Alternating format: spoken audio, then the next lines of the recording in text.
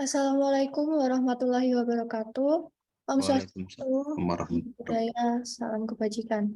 Selamat pagi dan salam sejahtera untuk kita semuanya. Di pagi ini kita bertemu lagi. Semoga Bapak Ibu semua dalam keadaan yang baik sehingga dapat mengikuti kegiatan dari awal sampai akhir dengan maksimal.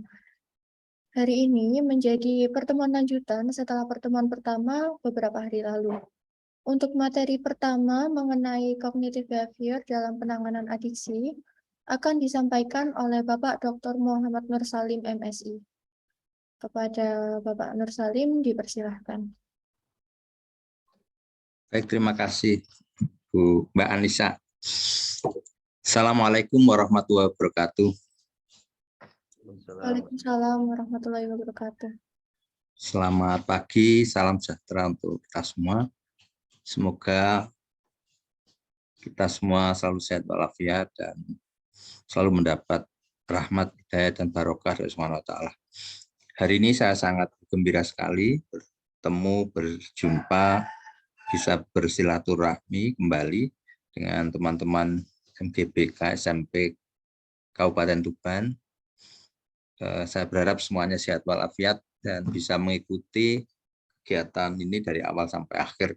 Dan tentu saya berharap semuanya yang kita bahas di pagi ini memberi makna dan bermanfaat bagi Bapak sekalian dan bermanfaat bagi pengembangan profesi. Bapak sekalian, minggu yang lalu ya saya sudah menjelaskan sedikit tentang adiksi. Hari ini saya akan membahas kaitannya dengan konseling adiksi. Saya sudah di grup sudah mengirim instrumen untuk melakukan asesmen tentang adiksi. Ada tiga macam instrumen yang saya kirimkan, yaitu angket untuk mengetahui kecanduan game, kemudian ada skala untuk mengetahui kecanduan internet, dan yang ketiga itu adalah skala untuk mengetahui kecanduan alkohol. Ketiga instrumen itu kalau Bapak Ibu lihat di internet banyak sebenarnya. Itu saya modifikasi dari beberapa sumber di internet. Semoga itu bisa Bapak Ibu nanti mungkin setelah hari ini atau siang nanti bisa silahkan digandakan atau dibuat Google Form untuk diisi siswa, sehingga Bapak Ibu punya data berapa siswa yang punya kecenderungan gangguan internet, punya kecenderungan gangguan game, maupun kecenderungan untuk gangguan kecanduan alkohol. Paling tidak sudah punya tiga instrumen untuk mengetahui kecanduan. Saya nggak tahu apakah selama ini sudah punya atau belum, karena ini juga adiksi ini kan termasuk hal yang baru ya, hal yang baru yang dipelajari oleh guru bimbingan dan konseling. Walaupun mungkin untuk penanganan mungkin sudah beberapa kali ada yang menangani, tapi kadang-kala kita belum punya instrumennya. Mungkin hanya wawancara, sementara instrumen yang berupa angket maupun skala kita belum punya. Mohon silahkan nanti dimanfaatkan itu untuk menggali data, baik bisa untuk pretest maupun post-test setelah Bapak Ibu melakukan konseling. Hari ini saya akan share, tadi saya share juga barusan file PPT terkait hari ini yang akan saya sampaikan.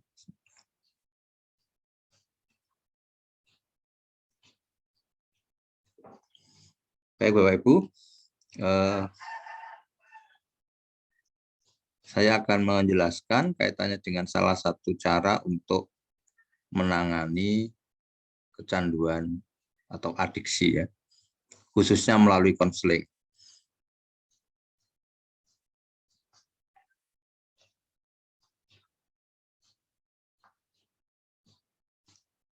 Bentar saya.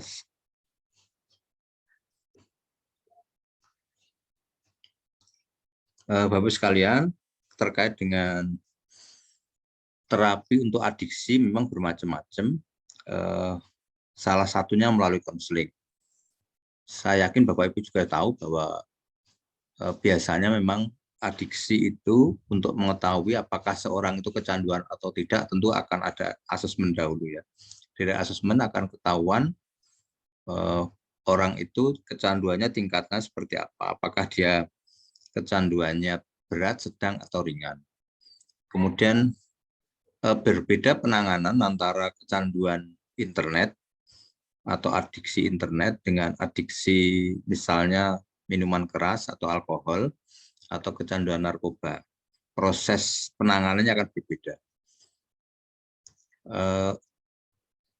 Untuk adiksi alkohol maupun untuk adiksi atau kecanduan kaitannya dengan narkoba tentu ada pengukuran tadi sejauh mana kecanduannya, kemudian dilanjutkan dengan biasanya sebelum konseling itu ada yang namanya detoksinasi ya. Jadi untuk meluruhkan racun, kalau Bapak Ibu pernah pergi ke baik itu di rumah sakit maupun di lembaga-lembaga rehabilitasi itu ada yang namanya detoksinasi. Racun-racun atau kalau di rokok ya nikotinnya diluruhkan dulu, kalau di alkohol demikian juga, dan di narkoba juga didetok dulu, diluruhkan dulu racunnya, baru setelah normal kemudian baru dilakukan konseling. Sementara untuk kecanduan semacam kecanduan internet, kecanduan belanja dan lain sebagainya bisa langsung konseling, tidak perlu detok. Nah ini Bapak Ibu, kalau Bapak Ibu lihat di tayangan, kalau seseorang yang mengalami adiksi internet itu kemana saja pegang HP gitu ya. HP mungkin juga PC dan sebagainya. Jadi seolah-olah tangannya itu diborgol dan menyatu dengan HP ya. Nah ini di mana saja selalu pegang HP, bahkan di dekat orang sekalipun, maka yang menjadi perhatian bukan komunikasi dengan orang terdekat, tapi dia lebih nyaman berkomunikasi menggunakan HP. Sehingga kalau sekarang banyak yang mengatakan generasi sekarang generasi menunduk, itu karena menunduk melihat HP. Nah ini di mana-mana ini kelihatannya semuanya tertuju pada gadget gitu ya. Baik di rumah, di sekolah, di kebun dan sebagainya. Nah ini ada yang mengatakan dilahirkan manusia dibesarkan oleh internet gitu ya, sehingga ini juga salah satu tantangan bagi kita pendidik. Nah ini saya kira ini yang kemarin juga sudah kita bahas, apakah adiksi itu tentu adalah ketidakmampuan secara psikis dan psikologis untuk mengendalikan diri dan berhenti atau menjadi tergantung. Tentu ada beberapa, mulai dari tergantung mengkonsumsi sesuatu secara berlebihan dan kompulsif, jadi menaik ya. Demikian juga melakukan sesuatu secara berlebihan dan kompulsif. Jadi mengkonsumsi yang pertama, yang kedua melakukan. Kalau yang mengkonsumsi itu kan ada alkohol, ada zat atau obat tertentu, ada narkotik. Kemudian juga ada juga kalau kecanduannya kecanduan makanan, makan yang berlebihan itu ya, itu kan makanan. Kemudian kecanduan yang melakukan itu bisa berupa judi, kecanduan seks, kemudian kecanduan peralatan teknologi atau HP, laptop, dan sebagainya. Nah, tentu kecanduan ini akan menimbulkan gangguan fisik, psikologis, sosial, kemudian bisa juga menimbulkan konsekuensi hukum, dan tidak berfungsinya penuh ya dalam kehidupan sehari-hari atau tidak produktif. Ini akibat dari adiksi. Adiksi itu bisa zat, bisa perilaku. Zat itu tadi ada alkohol, obat, narkotik. Kemudian kalau perilaku tadi berjudi, berbelanja, mengganggu, menggunakan teknologi. Ini lebih ke perilaku. Nah, terkait dengan, saya kira kalau di sekolah ada banyak adiksi yang mungkin terjadi di sekolah. Mulai dari internet, kecanduan game, kemudian juga mungkin judi, mungkin juga alkohol, narkoba di beberapa tempat juga ada beberapa yang sudah mulai kecanduan. Nah, ini tentu perkembangan yang mengkhawatirkan dan guru BK harus berupaya mencari cara, mencari terapi, konseling yang bisa untuk menangani kecanduan. Nah, ini digambarkan orang yang selalu terikat oleh internet ya. Nah, gejala kalau kecanduan internet tadi tidak ada gejala khusus yang menunjukkan seorang telah kecanduan internet. Namun gejala yang perlu dicurigai adalah yang pertama tidak jujur, kemudian penurunan produktivitas, yang terasa itu biasanya adalah kehilangan kontrol atas waktu. Kemudian gelisah karena tidak sedang berada di dunia maya. Jadi kalau misalnya wifi-nya mati atau listrik mati atau tidak ada sinyal, itu gelisah. Nah, itu menunjukkan kecanduan internet ya. Kemudian gangguan kognitif yang menyertai kecanduan internet itu adalah penurunan daya ingat, konsentrasi, kemudian kemampuan berpikirnya juga bisa berkurang, dan bisa terjadi adanya gangguan persepsi. Sementara keluhan fisik yang bisa terjadi pada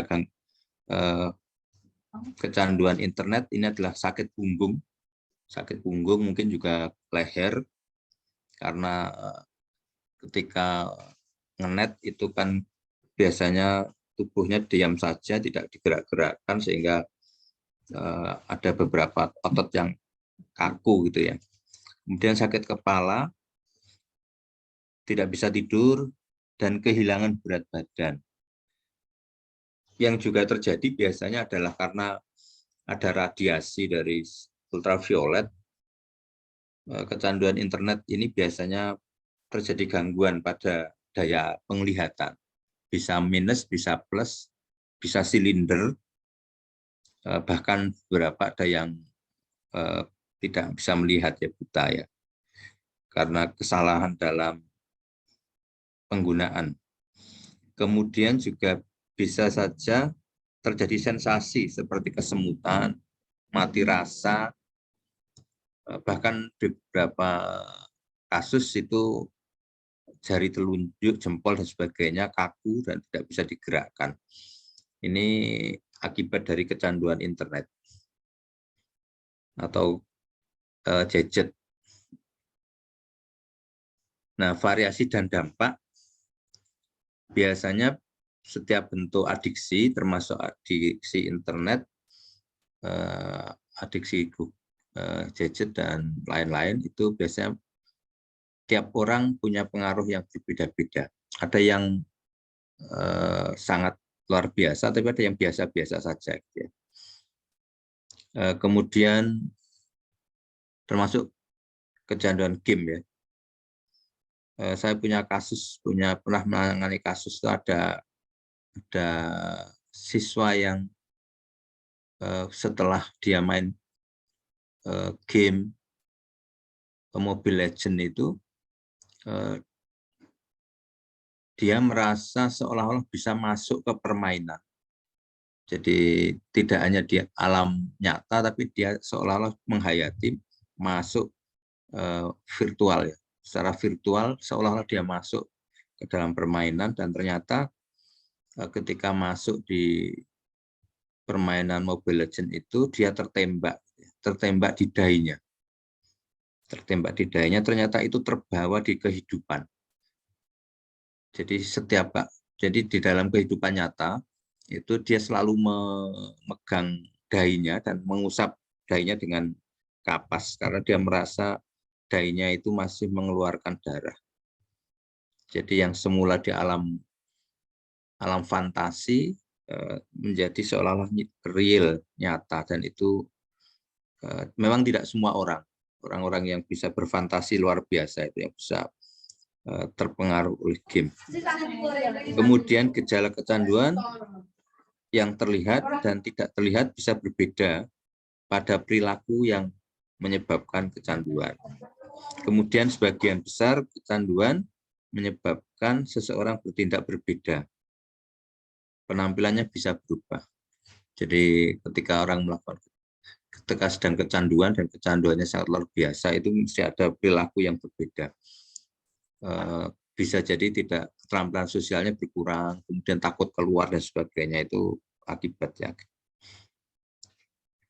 Kemudian kalau kita lihat prevalensinya, memang pertama kali kita lihat penelitian di Amerika itu di tahun 1990 itu sudah banyak yang kecanduan internet itu. Walaupun kita mungkin belum ya, kita baru mulai setelah pandemi ini yang semakin merajalela.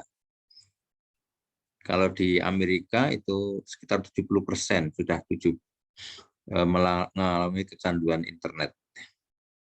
Demikian di Cina, di Korea, di Chechnya, di Italia dan sebagainya, ini termasuk di Indonesia gitu ya. Nah, masa pandemi ini juga dari hasil penelitian di 33 provinsi ini menunjukkan bahwa ini hasil penelitian dokter spesialis kedokteran jiwa di Siloam Hospital itu menunjukkan bahwa terdapat peningkatan 5 kali lipat adiksi internet. Kemudian rata-rata orang bermain internet itu 11,6 jam per hari. Jadi berapa itu? Kalau satu hari 24 jam, berarti separuh dari kehidupan itu untuk main internet. Kemudian kecanduan pada orang dewasa meningkat 3% sebelum pandemi. Jadi meningkat 14,4% selama pandemi. Kemudian rata-rata durasi online pada orang dewasa usia 20-40 itu sekitar 10 jam per hari. Jadi ini ternyata sangat luar biasa adiksi internet ini. Mungkin Bapak Ibu juga salah satunya, termasuk saya ya. Tapi saya bisa mengatur lah. Jadi walaupun tidak internetan juga nggak masalah. Nah ini bentuk-bentuk adiksi pada internet biasanya terwujud dalam ada yang judi online ya. Kecanduan judi online ini banyak kasusnya yang akhirnya mencuri dan sebagainya. Kemudian kecanduan pornografi, kecanduan game online ini banyak juga pada anak-anak, game online. Kemudian kecanduan medsos, banyak ini, TikTok dan sebagainya. Jadi setiap kali ada yang baru, medsos yang baru, maka seringkali menimbulkan kecanduan. Like, subscribe, dan sebagainya itu juga bisa menimbulkan kecanduan. Kemudian ada online shopping, itu juga bisa menimbulkan kecanduan. Serta menelusuri web atau blog, ini juga bisa menimbulkan kecanduan. Nah, karakteristik dari kecanduan ini adalah biasanya sulit berhenti, kemudian secara psikologis biasanya muncul stres, cemas, depresi, apatis ini. Ini yang mungkin sering kita temui pada anak juga. Ada yang stres, tertekan, kemudian cemas, depresi, murung gitu ya, kemudian apatis, tidak mau gerak, mager yang istilah sekarang gitu ya. Jadi ada apa-apa tuh diam saja gitu ya. Nah, kemudian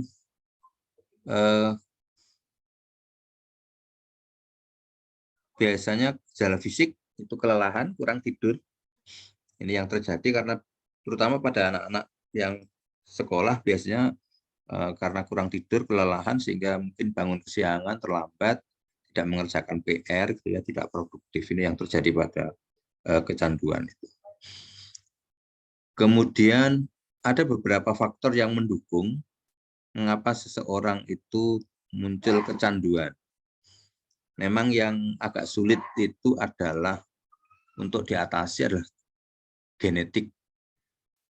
Walaupun memang dari penelitian itu nggak ada yang misalnya penjudi melahirkan penjudi, itu nggak ada sebenarnya. Tapi kalau sebenarnya lebih ke kalau bapaknya penjudi itu kan tiap hari akan ketemu ya, akan diajari. Nah, itu akhirnya itu yang agak sulit untuk dihilangkan. Kemudian faktor pendukung kedua adalah kurangnya keterampilan sosial dan rasa tanggung jawab. Ini juga bisa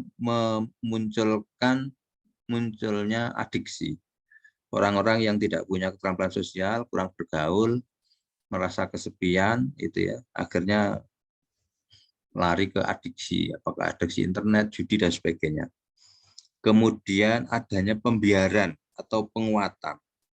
Jadi ketika ada anak yang bermain terus-menerus tanpa diingatkan, tanpa diberi jeda, tanpa diberi jadwal, bisa jadi ini adalah pemicu munculnya kecanduan.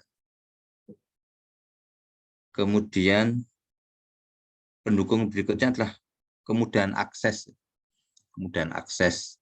Jadi ketika di dekat sekolah ada internet gitu ya, ada orang menyewakan tempat internet atau game, maka itu juga memudahkan seseorang untuk yang semula tidak kecanduan menjadi kecanduan.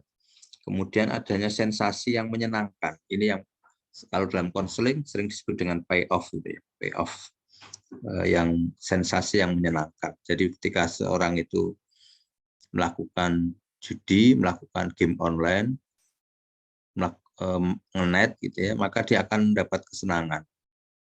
Dan ketika dia merasakan senang itu, maka beban kaitannya dengan mungkin tugas dan sebagainya itu bisa hilang. Tapi akhirnya tadi tidak produktif tadi.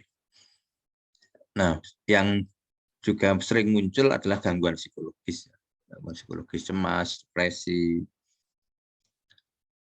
menyendiri dan sebagainya. Ini adalah yang menjadi faktor pendukung munculnya kecanduan. Pertanyaannya adalah apakah kecanduan itu bisa disembuhkan? Ya, kalau kita semua mengikuti aliran di konseling, apakah behavioral kognitif, apakah psikoanalisa, tentu kita yakin bahwa perilaku itu bisa dibentuk, perilaku itu bisa diarahkan, perilaku itu bisa, termasuk kalau gangguan itu bisa disembuhkan gitu ya. Kecuali faktor genetik tadi, bukan tidak bisa disembuhkan, tapi sulit ya, sulit. Kemudian tergantung dari cara kita memandangnya, dari perspektif kita yang kita gunakan untuk mengkonseptualisasikannya. Kemudian seorang konselor harus menggunakan perspektif yang sudah mendapatkan pengakuan ilmiah. Jadi saya mengingatkan kepada Bapak-Ibu sekalian, walaupun sekarang Bapak Ibu sedang bertugas di lapangan, tentu mohon tidak pernah melupakan bahwa kita pernah belajar teori, baik itu teori psikologi, teori konseling, psikoterapi, teori gangguan perilaku. Saya kira ketika kuliah atau bahkan mungkin sekarang Bapak Ibu sedang mendalami itu. Dan ini sebagai pijakan kita untuk melakukan terapi, melakukan konseling.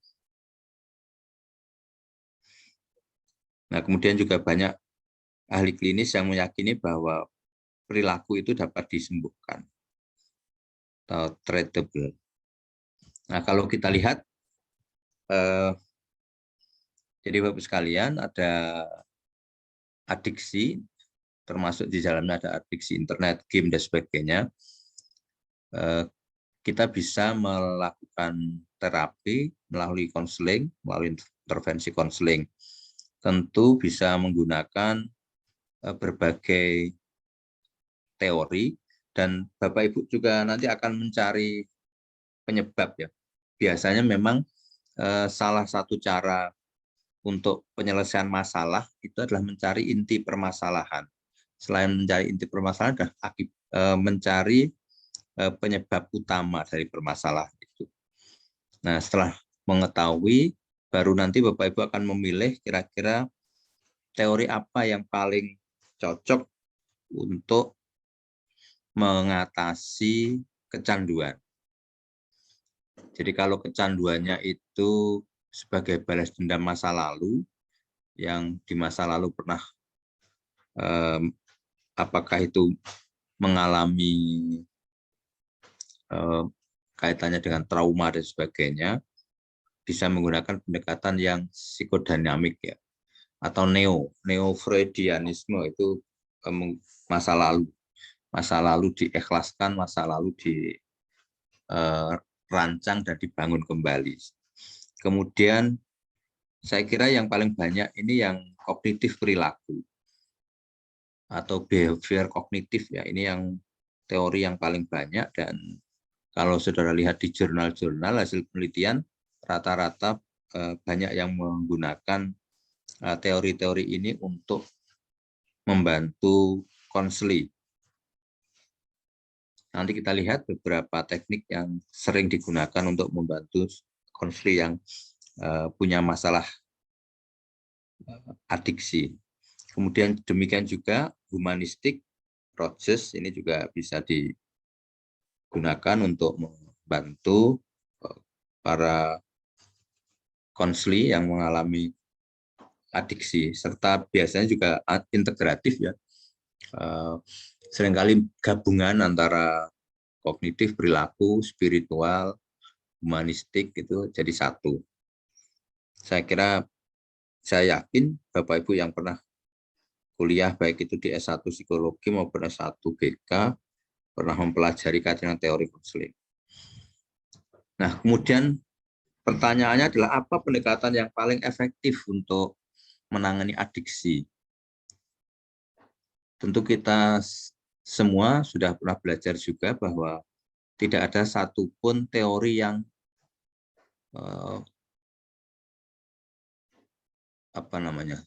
untuk semua ya, manjur untuk semuanya. Jadi mesti teori itu ada kelebihan dan kelemahannya. Kadang-kala satu teori cocok untuk individu satu, tapi tidak cocok untuk individu yang lain. Jadi memang tidak ada teori yang sempurna, itu tidak ada. Makanya kalau kita lihat di statistik itu mesti ada taraf kepercayaannya kan, kalau di ilmu sosial itu kan 95% atau 5% error gitu ya. Jadi kalau ada 100 orang yang ditangani menggunakan satu pendekatan konseling, maka kalau ada 5 yang tidak tersembuhkan itu wajar gitu ya. Jadi 95% yang sembuh, yang 5 itu mungkin belum sembuh, perlu waktu lagi. Tapi kalau untuk kedokteran biasanya obat itu kan hanya kita menggunakan taraf signifikasi 1%. Jadi kalau ada satu obat disuntikkan, maka kalau taraf 99% berarti ya 99% hidup, yang satu mungkin bisa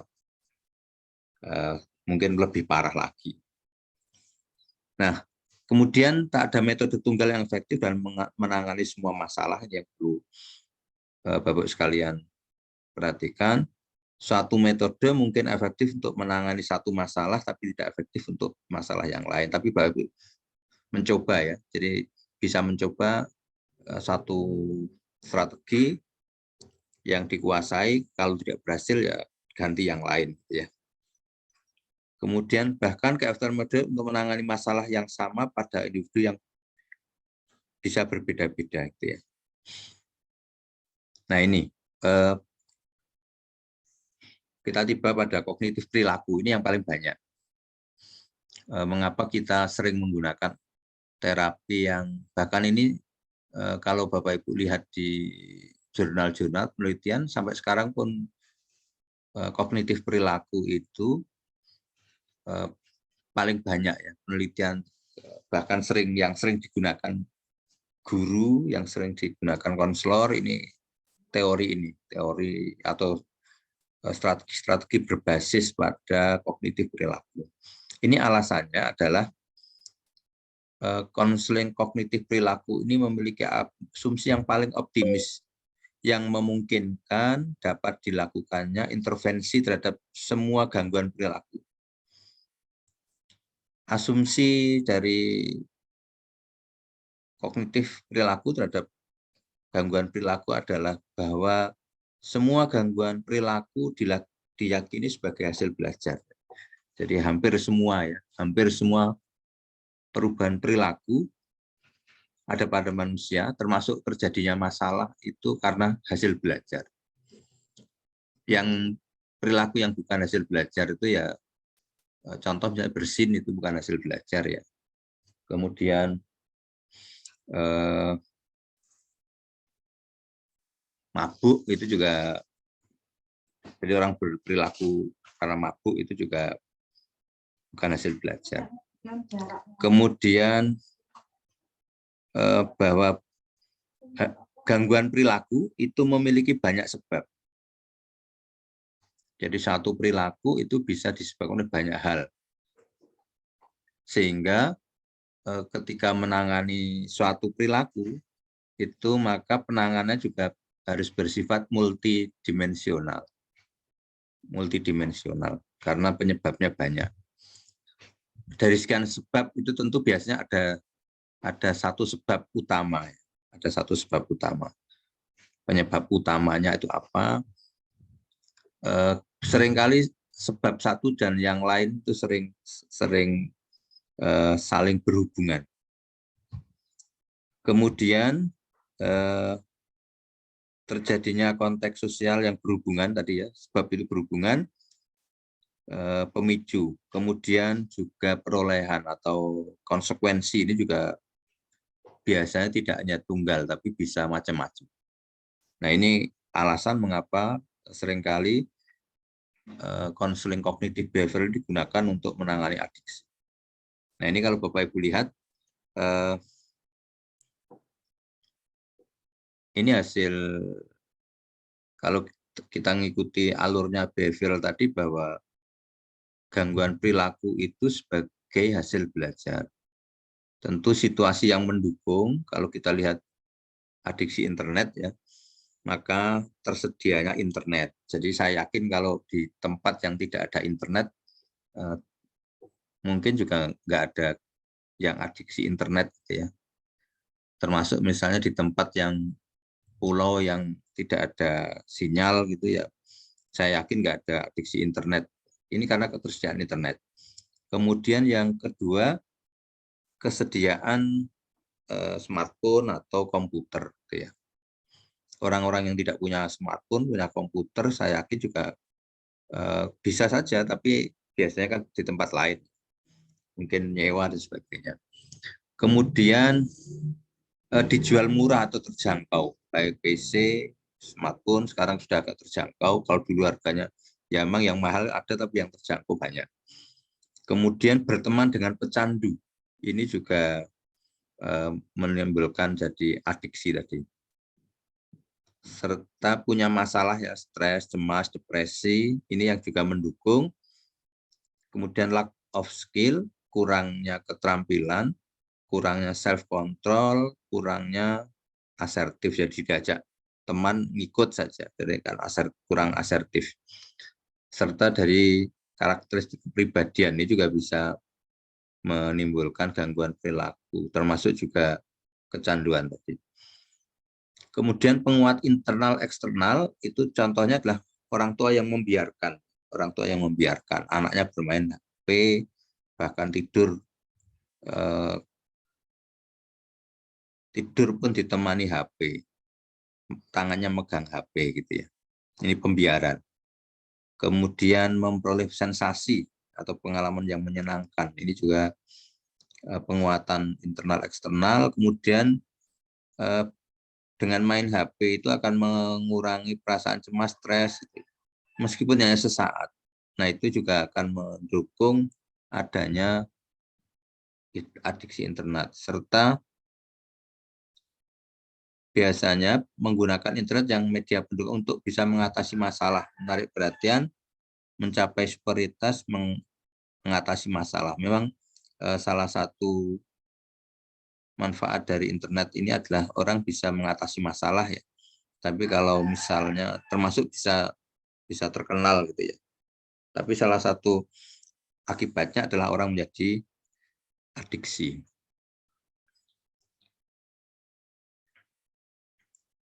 Nah, kalau sudah tahu kaitannya dengan penyebab, maka kita juga akan mencari kira-kira strategi atau teknik apa saja yang bisa digunakan untuk membantu orang-orang yang mengalami kecanduan. Nah, kalau kita lihat di behavior, itu juga ada yang namanya antiseden, itu bukan antiseden tapi antiseden. Kita sudah membahas tadi, kemudian ada pay off juga. Ini yang sering menjadikan orang tetap bermasalah itu adanya pay off. Jadi kesenangan dengan adanya bermasalah.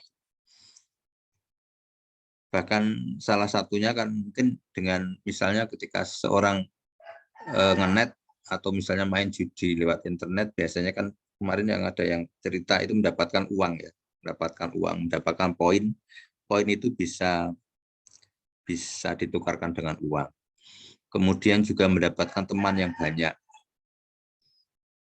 Jadi anak-anak yang kecanduan game itu seringkali juga punya teman, walaupun di dunia maya.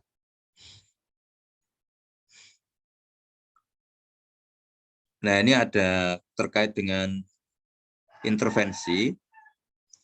Ini ada yang menangani langsung, ada juga yang tidak langsung gitu ya. Jadi contoh ini misalnya kalau di behavior kognitif itu misalnya diberi poin atau token setiap kali memperlihatkan perilaku yang sesuai. Jadi kalau dia misalnya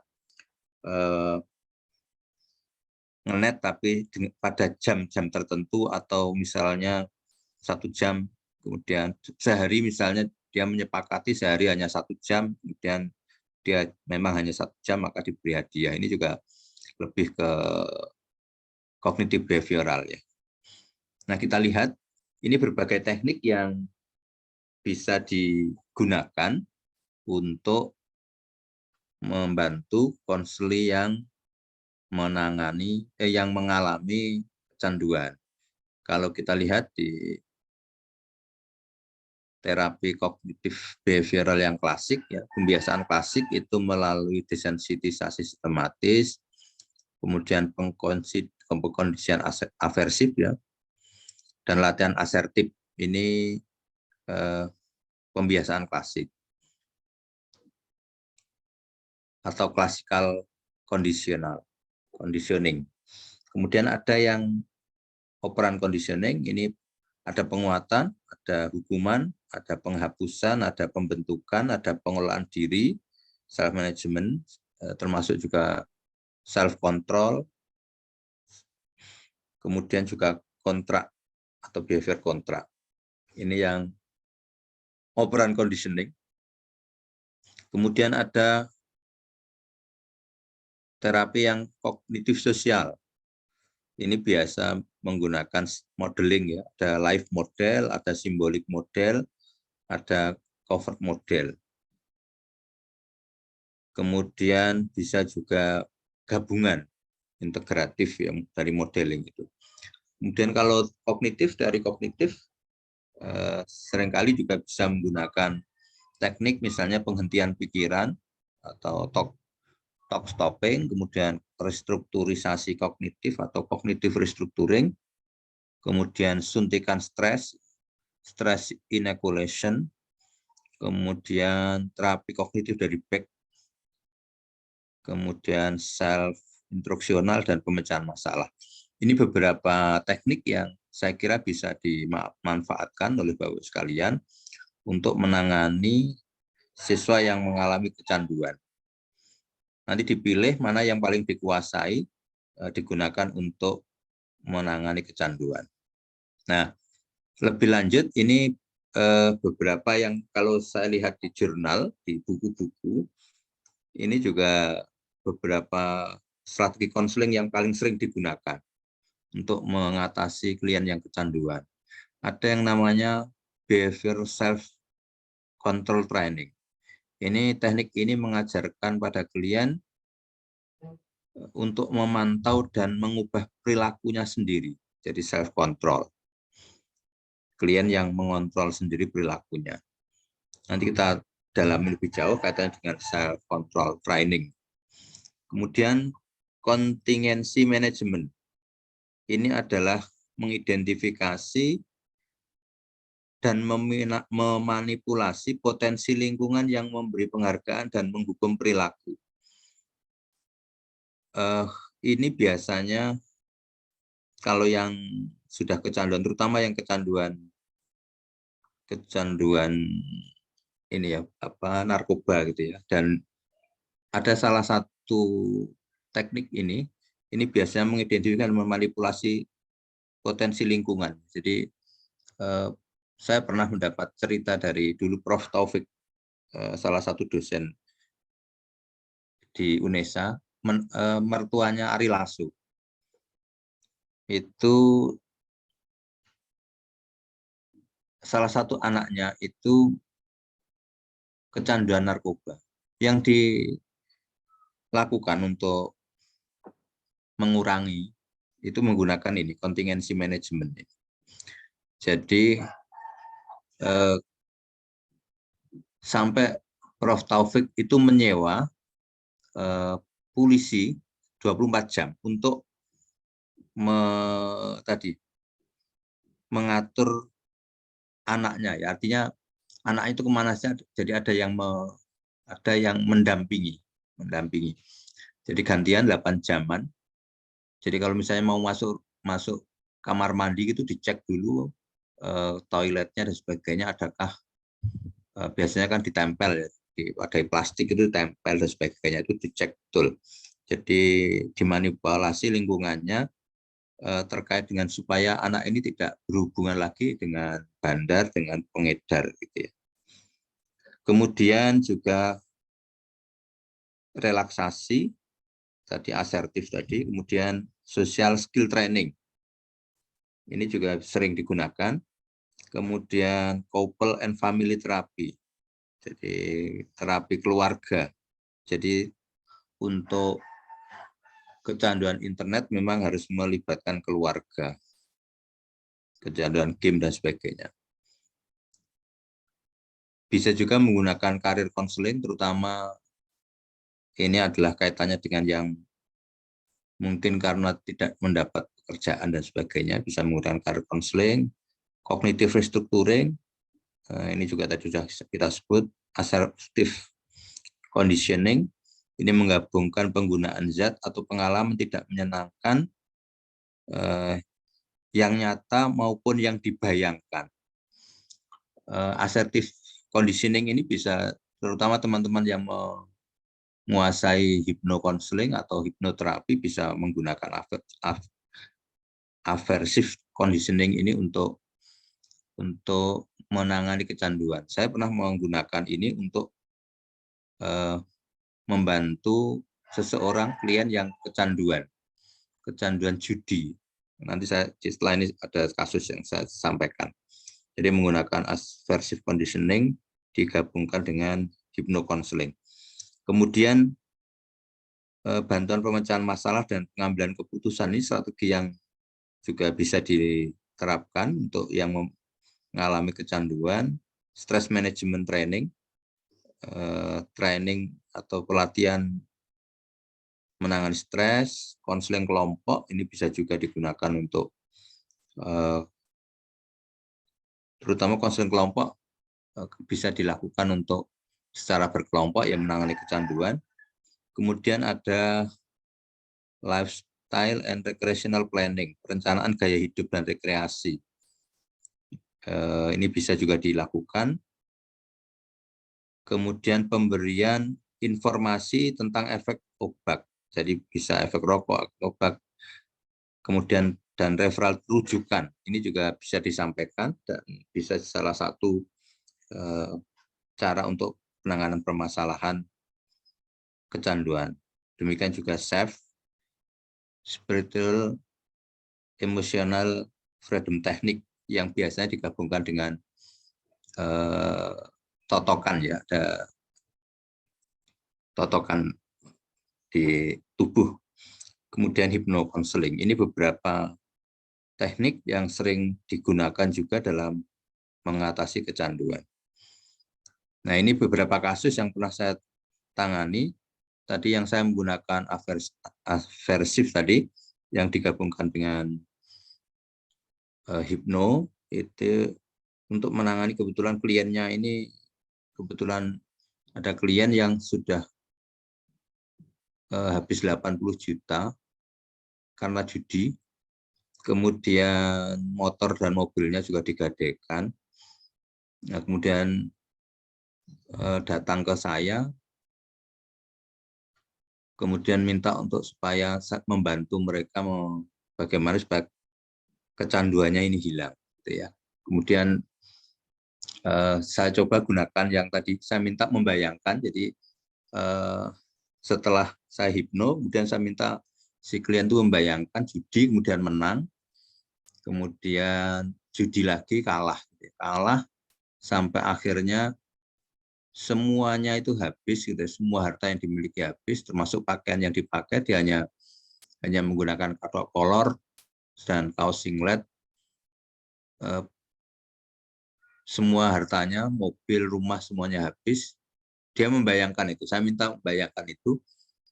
Dia hanya pakai pakaian celana kolor sama menggunakan kaos singlet, dan pulang nggak ada yang menerima. Gitu.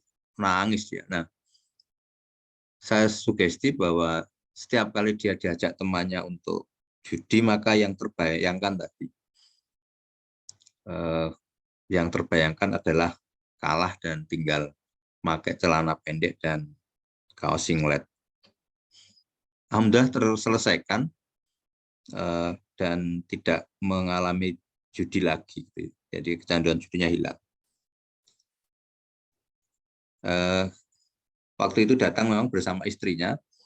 Seminggu setelah terapi itu saya dibel oleh istrinya. Saya tanya, gimana Bu kondisi suaminya? Masih kecanduan atau tidak? Kemudian istrinya cerita kalau, Pak, suami saya sekarang rajin ke masjid gitu. Saya bilang, loh, dulu itu kan kecanduan tuh Bu, kok sekarang rajin ke masjid, maksudnya gimana? Ternyata dia kecanduan itu adalah karena diajak temannya, dan salah satu cara menghindari temannya, dia rajin ke masjid. Ketika dia di masjid itu temannya nggak berani menghampiri, akhirnya dia terbebas dari ajakan teman dan akhirnya kecanduan judinya hilang, gitu ya. Kemudian juga tadi yang ada juga yang klien yang kecanduan Mobile Legends, akhirnya tadi dia mengalami seolah-olah dahinya masih berdarah, gitu ya. Kemudian juga ada konseli yang mengalami kecanduan game sehingga sekolahnya terganggu. Dia tidak mau ngapa-ngapain, hanya di kamar saja, kemudian hanya main game. Walaupun gamenya tidak online, tapi gamenya game offline ya. Ini beberapa kasus. Tentu sasaran intervensi ini ada individu yang bersangkutan yang mengalami kecanduan. Kemudian biasanya akan efektif kalau melibatkan keluarga, orang tua atau orang terdekat. Kemudian juga masyarakat. Nah, intervensi itu bisa langsung itu maksudnya menyasar ke gejala, meniadakan atau mengurangi. Jadi memang salah satu cara itu adalah menghilangkan. Kemudian tidak langsungnya adalah memodifikasi atau meniadakan, mengurangi, meningkatkan faktor-faktor yang mempengaruhi atau menyebabkan pengguna internet secara sehat atau tidak sehat. Jadi kalau pemerintah itu sekarang kan ada apa namanya, internet sehat itu ya, itu kan salah satu cara untuk tadi ya meniadakan atau mengurangi konten-konten pornografi. Itu kan salah satu cara untuk memodifikasi sebenarnya. Demikian juga di HP itu kan ada untuk orang tua gitu ya, yang orang tua bisa ngontrol penggunaan internet. Nah, kalau kita lihat di sini ada yang sasaran langsung dan tidak langsung. Jadi individu bisa secara langsung, jadi direduksi secara langsung, bisa juga individu tidak langsung. Tidak langsung ini berarti memperkuat aspek-aspek yang bisa melawan kecenderungan negatif. Jadi bisa secara individual, bisa secara keluarga, masyarakat, atau lingkungan. Jadi kalau misalnya tadi Kemeninfo itu lebih ke lingkungan, jadi yang LM itu ya, berarti meniadakan atau mereduksi penggunaan konten-konten yang berbahaya. Judi ini kan sedang marak ya, dan sedang oleh Kemeninfo semuanya ditutup semuanya. Saya kira itu untuk yang awal. Sebentar, ini ada lagi sebentar. Oke. Saya kira itu untuk sesi awal. Saya kembalikan ke moderator. Baik, terima kasih. Luar biasa sekali ya penyampaian materi dari Bapak Nur Salim hari ini. Lengkap sekali yang dibahas tentang adiksi, mulai dari pengertian, faktor pendukung, lalu pendekatan untuk intervensi adiksi, salah satunya CBT, dan juga masih banyak lagi. Mungkin Bapak Ibu di sini menyimpan beberapa pertanyaan yang ingin ditanyakan kepada Bapak Nur Salim. Monggo dipersilahkan untuk raise hand lalu on mic, atau yang terkendala juga bisa menyampaikan lewat room chat.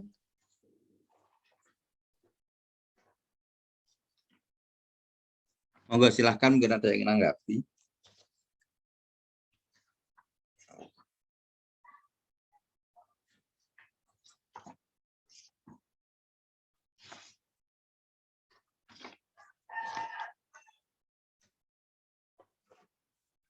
Yang coba buku.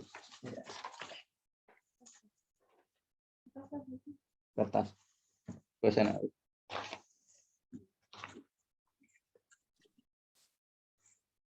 Mungkin Bapak Ibu di sini ingin berbagi pengalaman tentang bagaimana menghadapi kasus adiksi di sekolah masing-masing. Boleh bercerita juga ke best practice ya. Mungkin Bapak Ibu pernah menangani,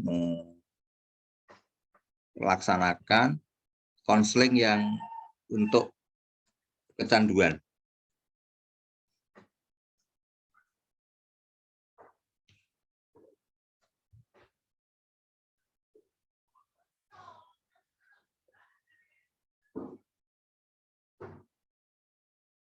Monggo Pak Ali Mansur.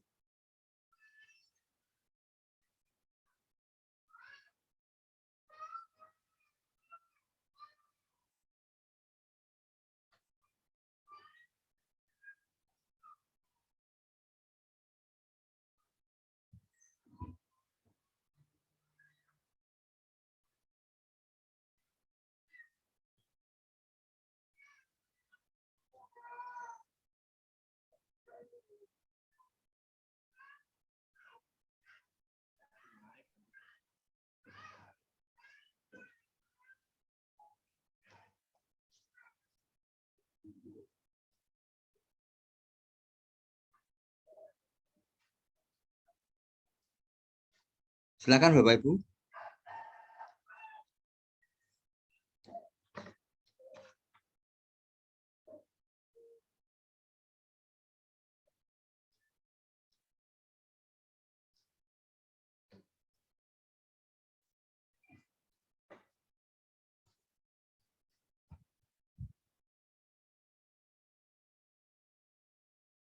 Atau tambahan dari Pak Wir.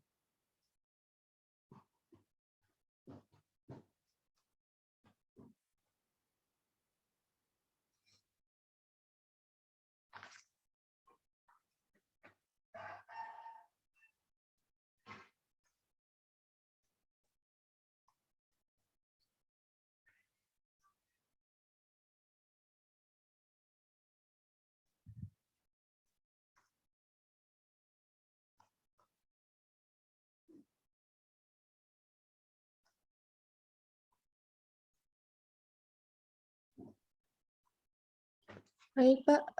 Di sini sudah ada Pak Bambang juga, mungkin mau menyampaikan dari perspektif SFBT. Baik, terima kasih Mbak Anissa. Mohon izin Pak Nur Salim, Bapak Iya, Ibu monggo, Bang.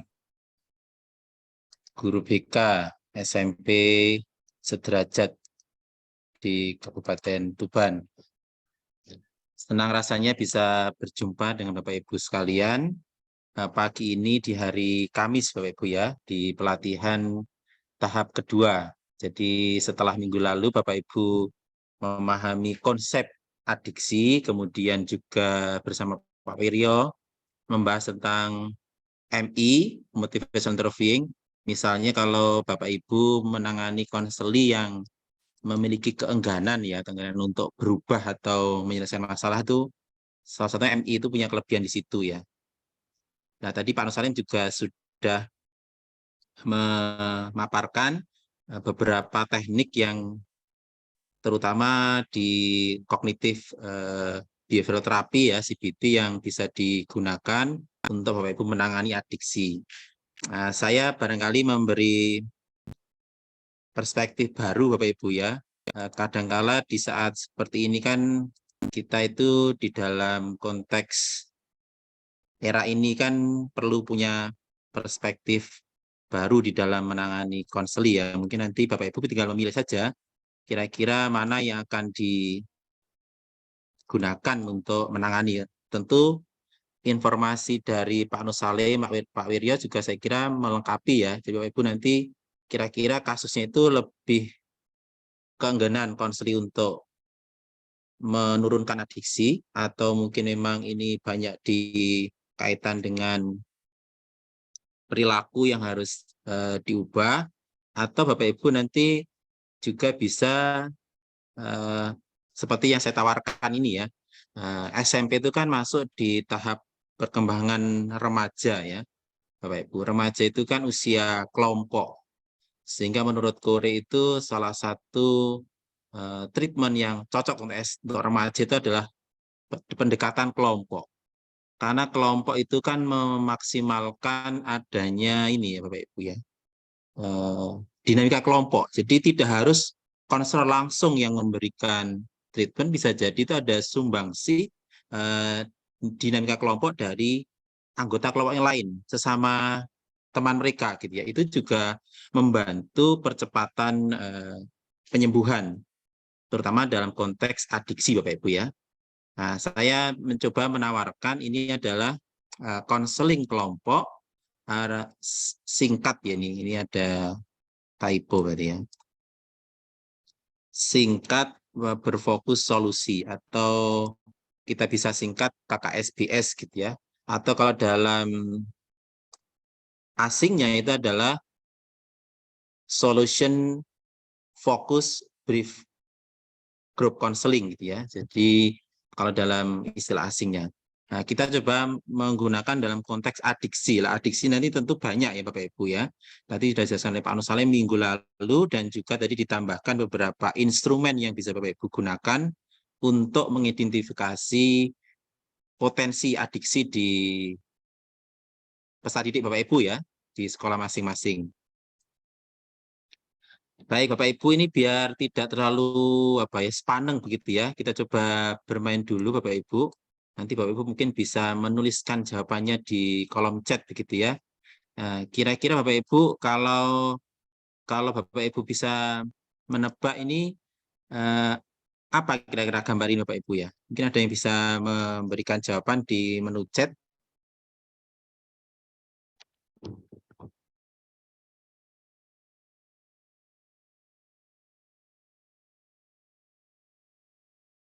Belum ada jawaban ini ya. Ini sambil ngecek konsentrasi. Khawatir saya ini berbicara sendiri, nanti yang lain tidak ada yang mendengarkan. Itu saya juga khawatir saja ini sebenarnya.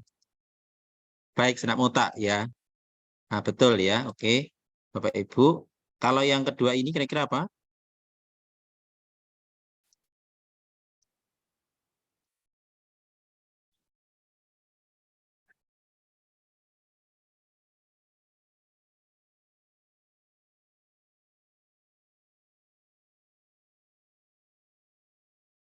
Belum ada ya di chat ya. Motivasi. Oke, hampir benar Bapak Ibu ya. Yang gambar bawahnya belum tertebak. Oh ya, ini motivasi belajar dari Ibu apa SK ini ya. Baik.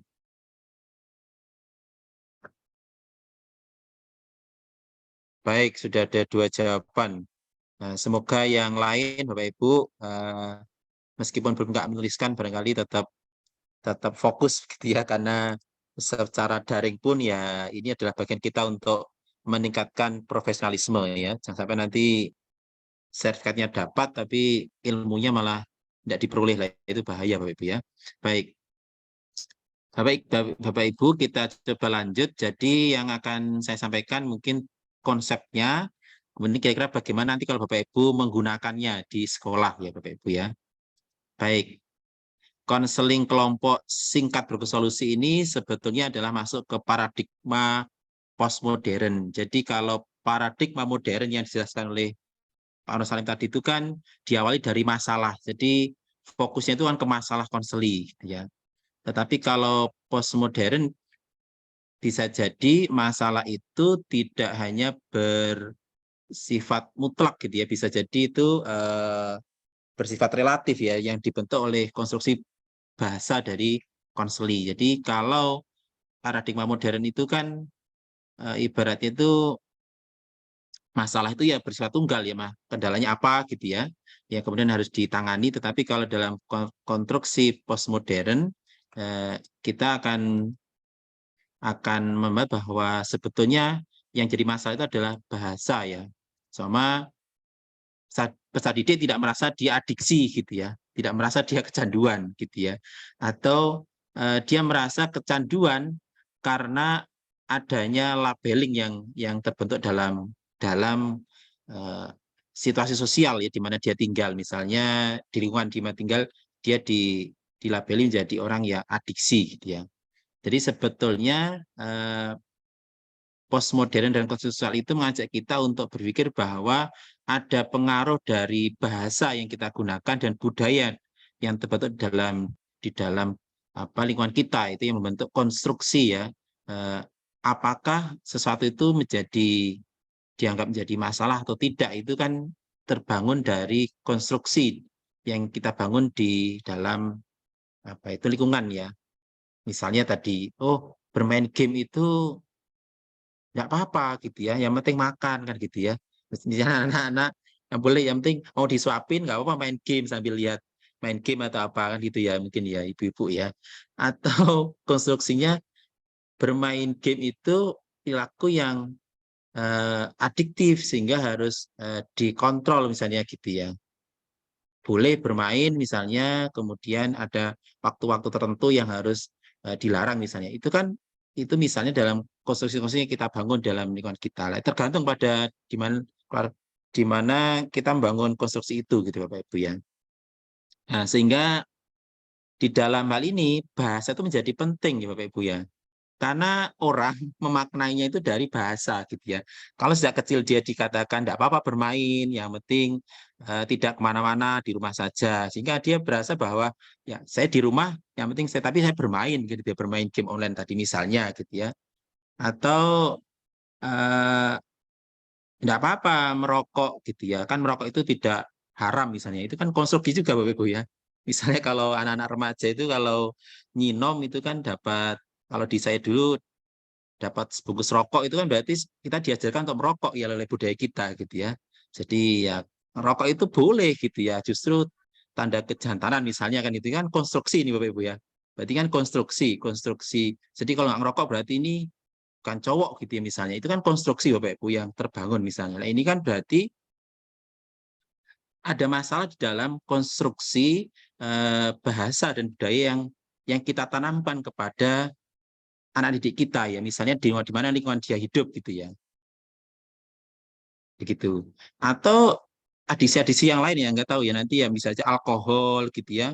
Nah, kalau nggak ngicip alkohol itu berarti tadi nggak laki-laki misalnya, itu kan juga bisa jadi kalau nggak mabuk ya misalnya, itu pakai rok saja, itu kan berarti ada konstruksi budaya yang terbentuk di dalam apa budaya kita yang harus juga kita cek apakah misalnya itu terjadi gitu ya.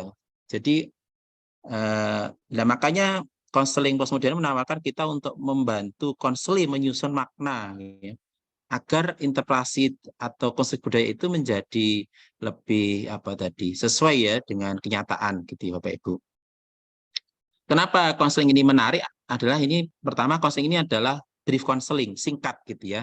Jadi dia fokus pada yang jelas, waktunya juga digunakan secara efektif, kemudian tujuannya dibatasi pada hal yang memang bisa diselesaikan. Ya, dia bersifat di sini dan sekarang, here and now, jadi tidak berpikir masa lalu gitu ya. Dia fokus kepada hal-hal yang memang dihadapi konseling saat ini dan sekarang gitu ya. Kemudian asesmennya cepat, tidak membutuhkan asesmen yang rumit. Kemudian ada review-review yang periodik selama sesi konseling berlangsung.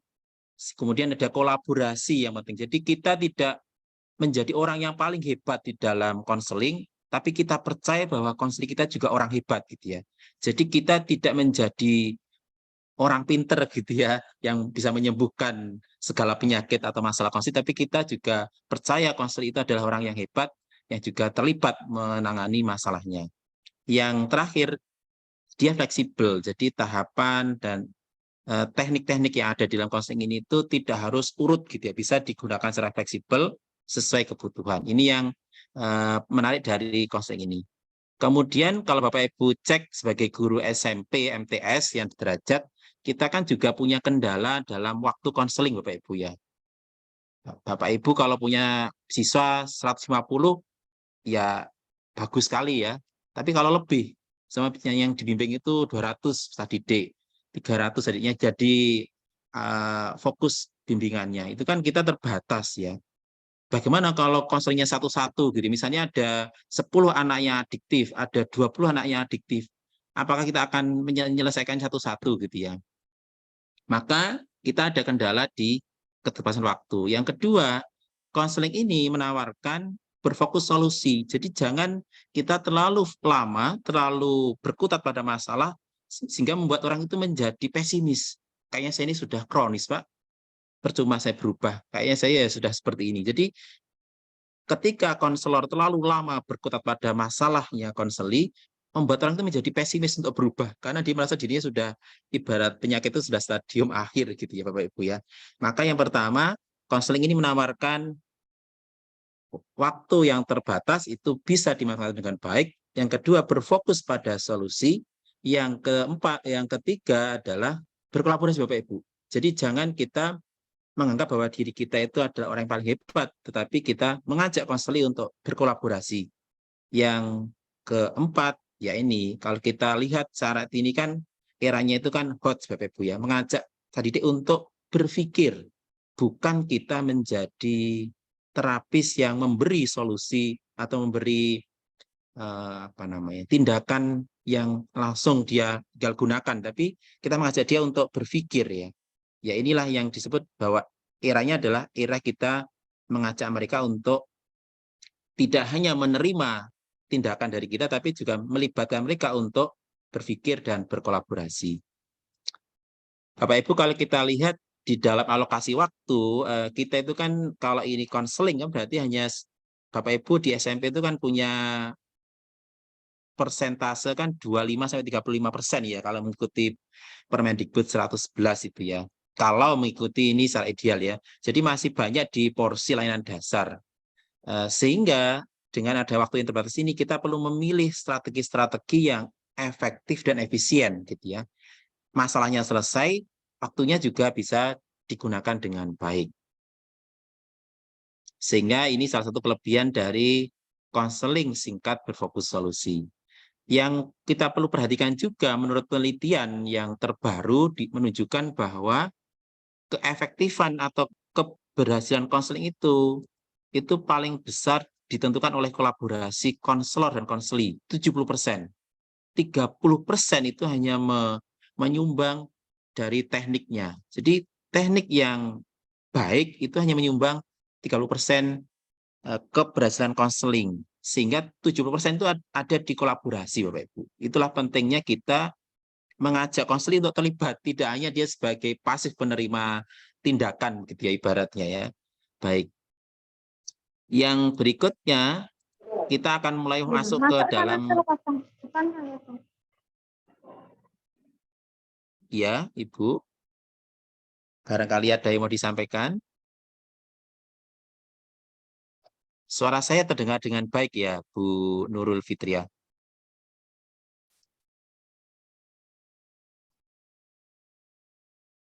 Atau Mbak Anissa Melia mungkin sebagai moderator nanti bisa menyampaikan kalau ada kendala di jaringan ya yang saya miliki. Baik Bapak Ibu. Baik, Pak. Jelas ya Mbak Anissa ya? Terdengar jelas, Pak. Baik. Bapak Ibu, konseling ini itu sangat positif gitu ya. Jadi memandang manusia itu bukan orang yang bermasalah tapi meyakini bahwa konseling kita itu adalah makhluk yang sehat dan kompeten gitu ya. Memiliki kapasitas untuk membangun, merancang dan mengkonstruksi solusi. Jadi kita harus punya pandangan yang positif bahwa konseling kita itu orang yang baik begitu ya. Karena dia yang mempunyai masalah, tentu dia mengetahui dan memahami masalahnya itu. Tetapi kita tidak perlu terlalu lama berkutat pada masalahnya. Misalnya kalau kita sudah mengasesmen konseling kita menggunakan skala adiksi misalnya, ya sudah, gitu. Nggak perlu kita berkutat-kutat terlalu lama mendiagnosis terlalu dalam. Jadi kalau sudah ketahuan apa akarnya, ya langsung kita, yang penting adalah mencari solusinya gitu ya. Seringkali konseling-konseling yang modern itu, menurut penelitian, itu terlalu lama berfokus kepada masalah, sehingga memperlama penyelesaian solusinya. Sehingga kita melompat ketika masalahnya sudah diperoleh, langsung fokus ke pencarian solusi. Baik Bapak Ibu, tahapan konselingnya itu ada 2 versi yang meskipun nanti kita bisa kombinasikan ya, nanti saya tawarkan. Jadi pertama ini menurut Welt and Peller, ada identifikasi kebutuhan anggota, kemudian tidak mencari patologi masalah, tapi lebih pada hal-hal positif. Jadi kita itu melihat sisi baik orang gitu ya, bukan melihat sisi jeleknya orang gitu bagusnya. Jadi ini melatih kita untuk husnudon, tidak suudon. Jadi kita melihat bahwa manusia itu kan pasti punya sisi baik di balik sisi masalahnya begitu ya Bu Nurul dan Bapak Ibu yang lain ya. Kemudian mendorong anggota itu melakukan sesuatu yang berbeda. Jadi kalau selama dia ini adiksi game misalnya, kita mengajak dia untuk melakukan hal yang berbeda dari yang dilakukannya sekarang. Dan terakhir adalah menjaga agar konseling ini tetap berlangsung singkat atau brief. Nah, kalau yang versi yang kedua menurut Metcalf ini, yang pertama kita mengatur suasana kelompok, menetapkan tujuan, kemudian mencari pengecualian saat-saat di mana masalahnya itu tidak terjadi, masalah adiksinya ya tadi. Kemudian mendorong motivasi, membantu anggota dengan tugas perkembangan, kemudian sesi kelompok saja, dan terakhir terminasi. Nah, Bapak Ibu,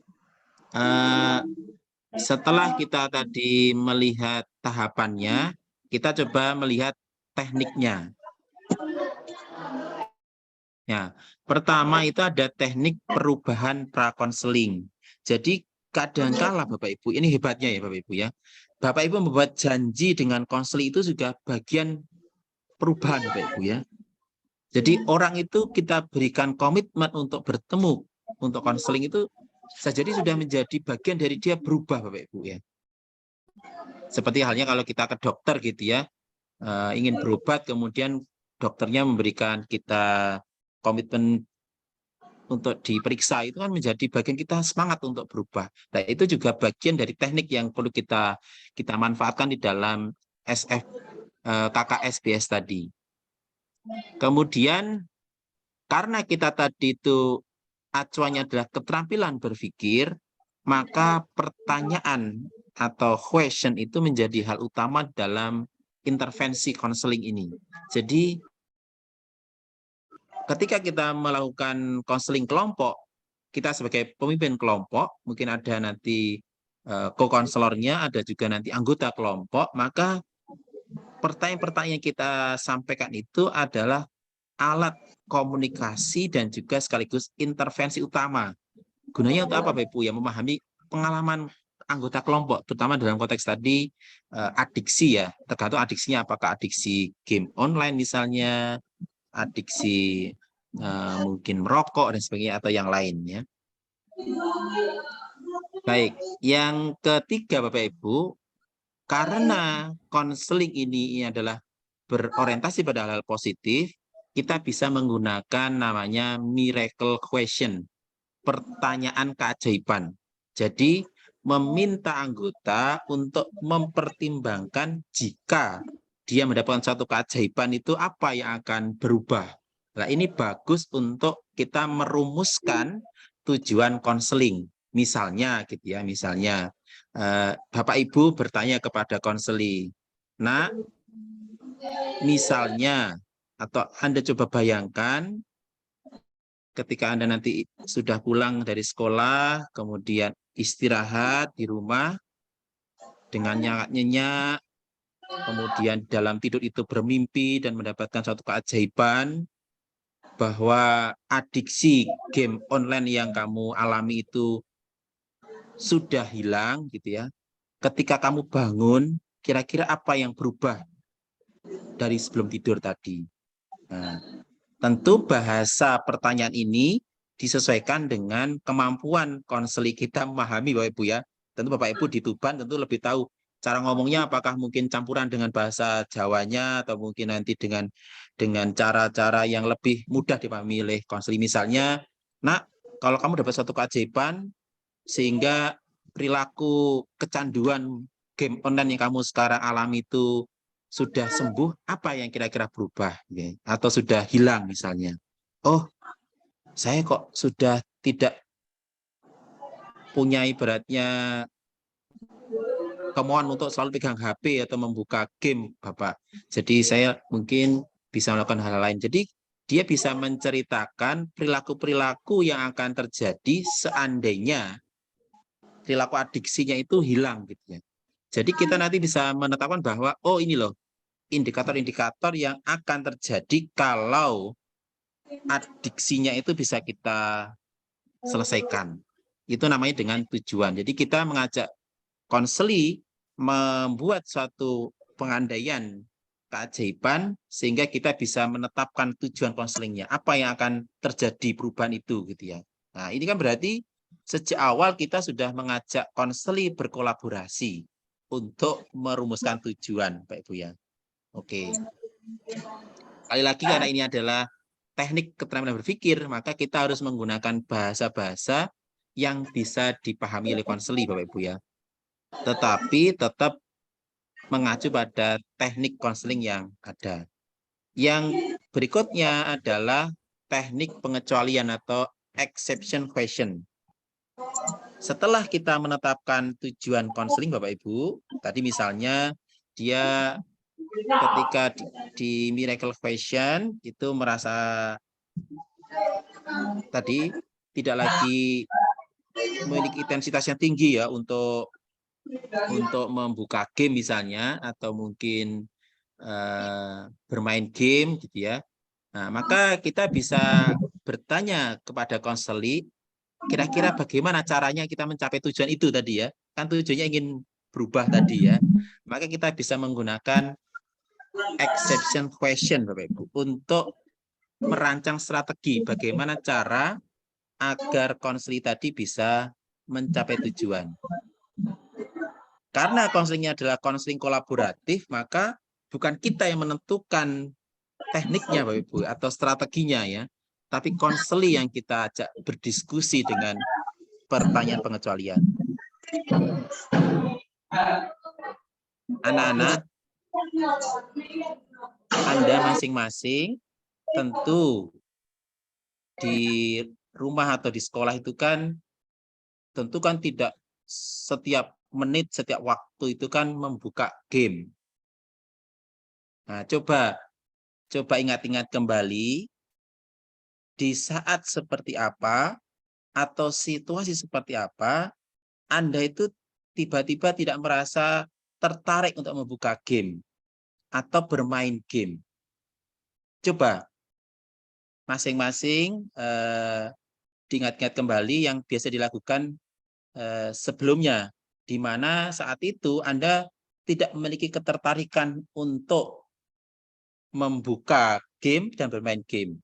Nah, dia pasti sebagai manusia, Bapak Ibu ya, tentu kan orang itu kan punya situasi-situasi di mana dia itu punya fokus yang lain gitu ya. Misalnya, oh ketika saya bersama orang tua, oh misalnya ketika saya sedang mengaji, oh misalnya ketika saya sedang belajar, oh misalnya ketika saya sedang berkelompok dengan teman-teman. Jadi setiap anak itu kan punya situasi di mana masalahnya itu tidak muncul atau tidak intens terjadi. Nah, itulah yang diajak oleh konseling ini kita untuk mengulang kembali situasi itu sehingga konseling itu punya pengecualian di mana masalah itu tidak terjadi. Nah, tentu setiap orang berbeda Bapak Ibu ya. Inilah di mana bahwa kita akan mengajak mereka untuk menentukan kolaborasi di sini. Nah, setelah kita mengajukan pertanyaan pengecualian, tentu kita perlu mengukur Bapak Ibu ya, mengukur kemajuan konseling gitu ya. Misalnya sejak sesi pertama, sesi kedua, apa yang terjadi perubahannya. Nah, ketika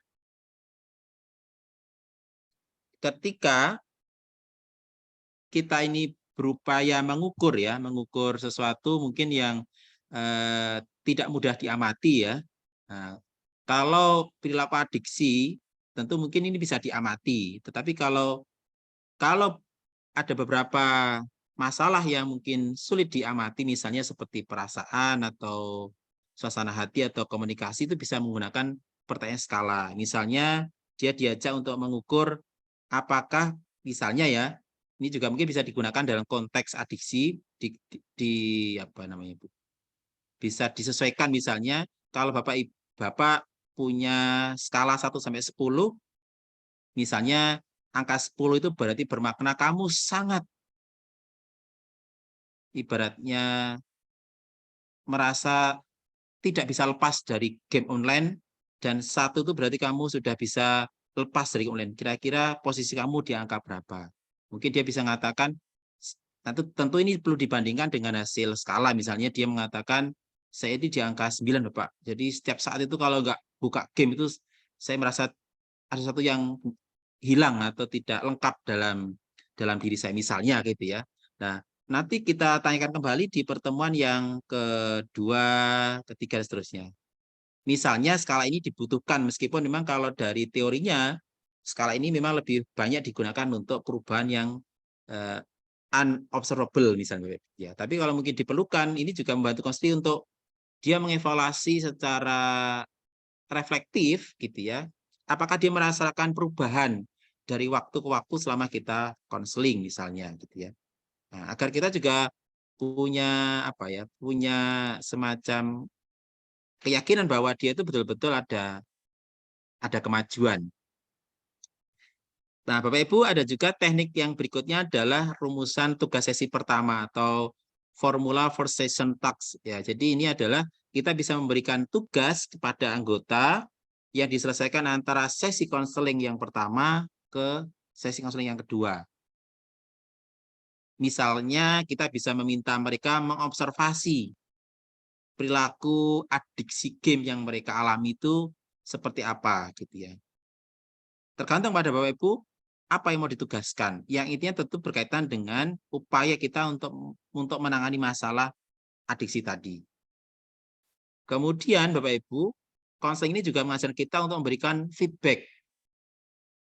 Seberapapun kecil perubahan yang terjadi dalam konseling, jangan lupa memberi pujian Bapak Ibu. Karena manusia adalah orang yang sangat senang dihargai. Itu dalam konteks ini menjadi penting. Jadi jangan terlalu pelit memberikan pujian. Pujian itu bisa dalam konteks hal-hal yang menurut Bapak Ibu itu betul-betul beri dampak terhadap kepercayaan diri konseling untuk terus berubah. Karena kalau kita tidak menghargai perubahan-perubahan yang terjadi meskipun itu kecil, ya jangan berharap dia akan betul-betul mau meneruskan konseling dengan sungguh-sungguh. Jadi kita bisa memberikan pujian, di akhir sesi konseling gitu ya, terhadap apapun yang telah mereka capai, kemudian juga bisa memberikan tugas-tugas. Kalau tadi kan yang tadi tugas sesi pertama, kedua, kita juga bisa memberikan tugas-tugas tambahan dalam upaya untuk memperkuat perubahan itu gitu Bapak Ibu ya. Ya, Bapak Ibu, misalnya ini ya, misalnya nanti di dalam prakteknya Bapak Ibu menggunakan konseling kelompok singkat berfokus solusi untuk mereduksi atau menurunkan adiksi game misalnya ya, atau game online siswa SMP atau MTS di mana misalnya begitu ya. Ya, Bapak Ibu barangkali bisa menggunakan beberapa tahap konseling yang ini saya tawarkan misalnya ya. Nanti Bapak Ibu bisa juga membaca hal-hal yang memang relevan dengan ini. Pertama, kita bisa menggunakan pra-konseling tadi. Baru kita masuk ke sesi pertama, orientasi, identifikasi, penetapan tujuan. Mungkin pada sesi yang kedua, pengecualian terhadap masalah tadi, mendorong motivasi dan pemberian tugas. Pada sesi yang ketiga, kita bisa mengevaluasi dan memelihara perubahan. Yang sesi keempat, evaluasi pencapaian tujuan dan terminasi. Baru yang kelima adalah pasca konseling. Misalnya pada pra-konseling kita bisa memberikan instrumen skala adiksi, ya tergantung pada adiksi apa yang Bapak Ibu ingin jaring ya, misalnya apakah adiksi game online, adiksi alkohol, adiksi yang lain misalnya gitu ya. Nah, kemudian kita analisis, misalnya satu kelas itu dilancarkan instrumen, kita nanti dapat beberapa konseli ya, terutama kalau konseli untuk kelompokan ya kita harapannya sekitar 4 sampai 8 ya idealnya kalau untuk konseling remaja Bapak Ibu ya. Kemudian nanti juga tentu kita perlu meminta persetujuan dari anggota kelompok untuk mengikuti konseling kelompok ya. Nah, kemudian baru nanti di sesi pertama kita bisa memulai menciptakan hubungan baik, bisa perkenalan seperti umumnya biasa, kemudian kita beri penjelasan singkat apa konseling yang kita akan gunakan. Kemudian kita mengajak anggota untuk mengidentifikasi keluhan secara singkat. Jadi masalah atau keluhan itu memang tetap diperlukan tapi tidak terlalu lama Bapak Ibu. Cukup kita tahu apa masalahnya, apalagi kita sudah melakukan asesmen. Nah, kita nanti bisa menggunakan pertanyaan skala. Kemudian kita bisa menggunakan pertanyaan keajaiban untuk membuat tujuan. Kita bisa merangkum apa yang telah dicapai pada sesi pertama. Kemudian memberikan tugas antar sesi tadi, sesi pertama, sesi kedua, dan kita menutup sesi pertama dan membuat janji untuk sesi kedua. Tentu karena ini konseling yang kita harapkan itu punya dampak ya, tentu kita harus memiliki tahapan-tahapan yang kita telah tetapkan. Pada sesi yang kedua, kita awali dengan penciptaan hubungan baik, kemudian mengevaluasi kemajuan sesi kedua dengan pertanyaan skala, kemudian kita mengajak konseli untuk membuat strategi dengan pertanyaan pengecualian, merangkum dan membuat umpan balik, memberi tugas rumah dari hasil pertanyaan pengecualian tadi, kemudian membuat janji untuk sesi ketiga. Sesi ketiga, kita tetap membangun hubungan baik, kemudian mengevaluasi pencapaian tujuan dengan pertanyaan skala, kemudian mengidentifikasi apakah strategi perubahan telah berlangsung dengan baik, kita merangkum dan memberikan umpan balik, tetap memberikan tugas rumah, dan menutup sesi ketiga untuk membuat sesi keempat. Yang sesi keempat, kita tetap mengevaluasi pencapaian perubahan dengan pertanyaan skala, kemudian memberikan kesempatan pada anggota untuk mengungkapkan pengalaman selama konseling kelompok berlangsung, merefleksikan, kemudian memberi penguatan terhadap hasil yang telah dicapai oleh anggota, baru kemudian kita meminta anggota mengerjakan atau mengisi skala adiksi untuk post-testnya. Kemudian kita bisa menutup kegiatan konseling kelompok.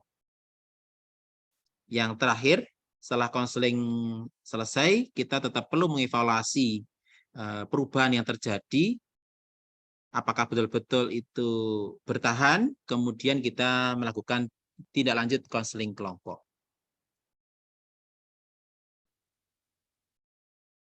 Saya kira demikian Bapak Ibu untuk paparan ya alternatif ya. Misalnya Bapak Ibu tadi ada MI, ada CBT, dan beraneka macam teknik tadi oleh Pak Nur Salim. Nah, saya menawarkan yang ketiga menggunakan konseling kelompok singkat berfokus solusi. Nah, silakan Bapak Ibu tentu memiliki pilihan-pilihan disesuaikan dengan konteks masalahnya dan mungkin pilihan-pilihan yang Bapak Ibu akan ambil untuk praktiknya. Nah, barangkali Bapak Ibu ada pertanyaan yang ingin disampaikan untuk konseling kelompok singkat berfokus solusi. Saya persilahkan.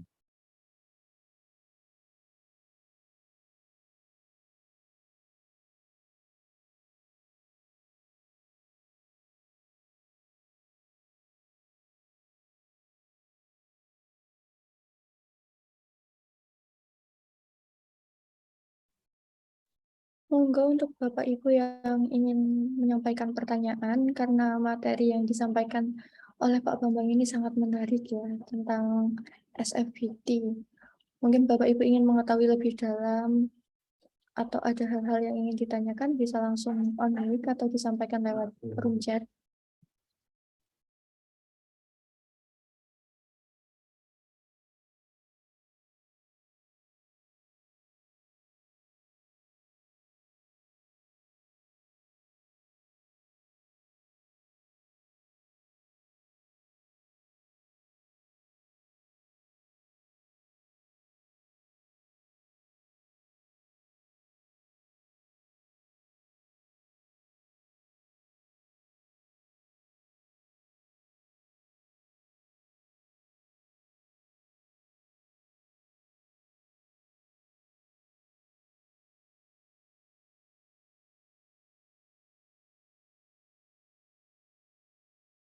Wah, ini kok antang-antang sekali peserta Bapak Ibu ya.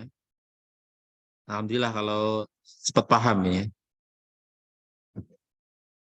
Tapi ketika diam itu ada dua makna ya. Betul-betul paham atau ya titik-titik lah itu yang.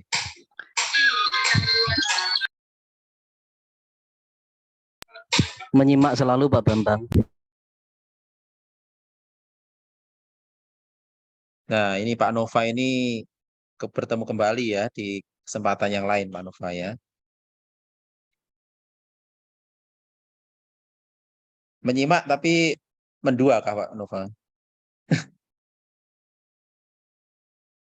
Ya, Pak Nova ini kemarin bertemu di PPG, sekarang bertemu di pelatihan ya, luar biasa Pak Nova ini.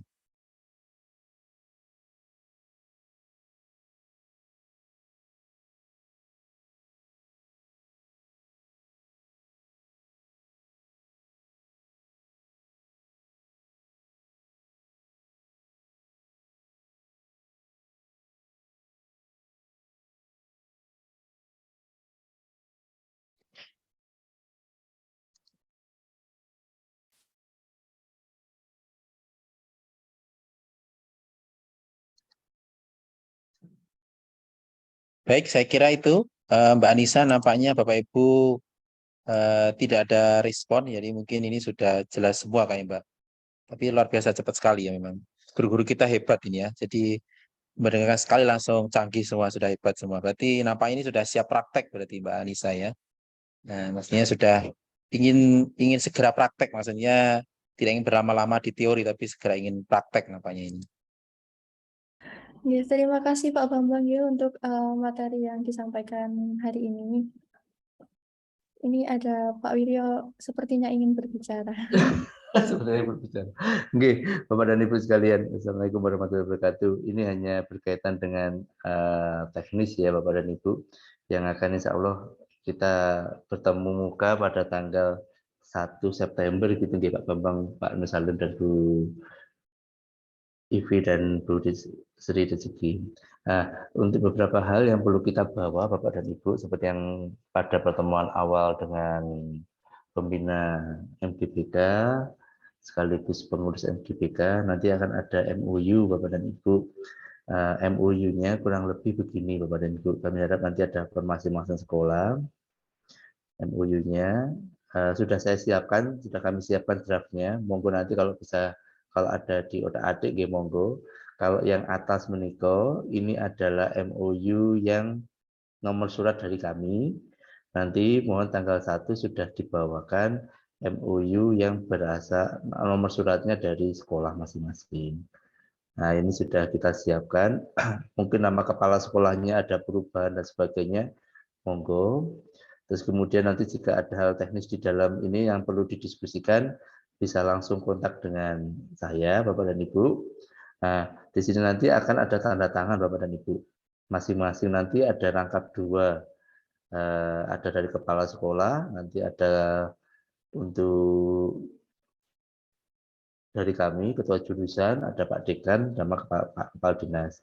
Kami mohon nanti dibantu untuk bisa tanda tangan dari kepala sekolah masing-masing, Bapak dan Ibu. Terus ada 2 rangkap tadi, mohon maaf. Kurang lebih nanti jadinya begini, Bapak dan Ibu. 2 rangkap itu nanti ada 1 yang materai di Bapak Kepala Sekolah, gitu nggih, mohon maaf ini. Ada 1 lagi yang materainya ada di ini apa namanya, Ketua Jurusan. Nanti kami didapatkan yang dapat tanda tangan dari yang materainya ini, ada materi untuk kepala sekolah, ada materi ini, sehingga nanti juga sudah ditandatangani oleh masing-masing kepala sekolah. Jadi ini rangkap 2 Bapak dan Ibu, ini contohnya. Nah, rangkap 2 berarti 1 materi itu nanti berada di kepala sekolah, 1 materi nanti ada di ketua jurusan. Kurang lebih begitu Bapak dan Ibu. Sehingga nanti pada tanggal 1 September, selain nanti kita bisa berdiskusi dan disupervisi praktek oleh Pak Nur Salim maupun Pak Bambang dan saya, kita juga ada kegiatan penandatanganan MOU. Mungkin itu dari saya, Mbak Anissa, atau mungkin ada Bapak Ibu yang bertanya terkait dengan MOU menika, dipersilakan dulu.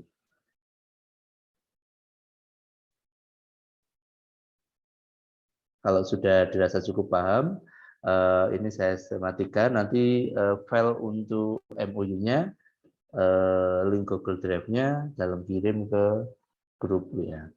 Mungkin itu dari kami. Terima kasih. Assalamualaikum warahmatullahi wabarakatuh. Saya kembalikan ke Mbak Anissa. Waalaikumsalam warahmatullahi wabarakatuh. Mungkin karena waktu juga semakin siang,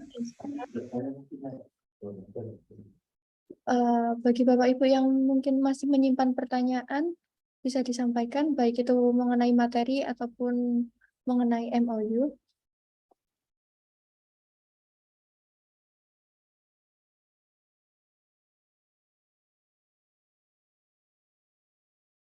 Baik, karena sepertinya tidak ada,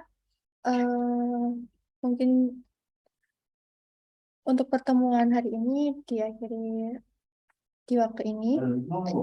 Semoga ilmu baru yang kita dapatkan dalam acara hari ini dapat memberikan manfaat yang luas bagi kita semua.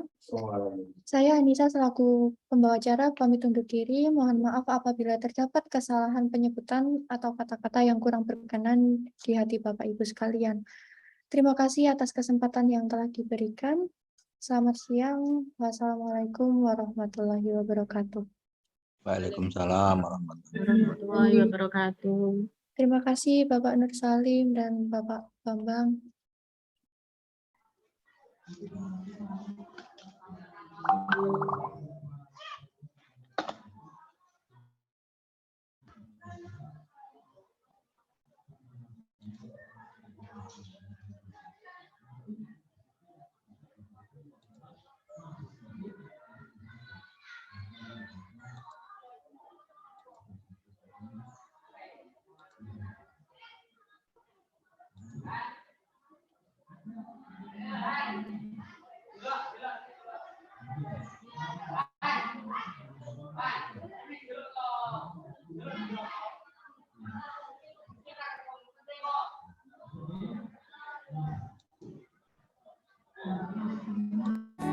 Hati dalam terikat, sepasang mata mengikat.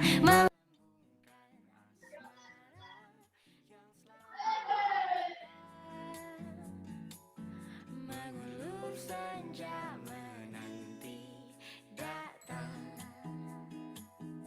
sang pemilik hati, rela menanti sejak terbit.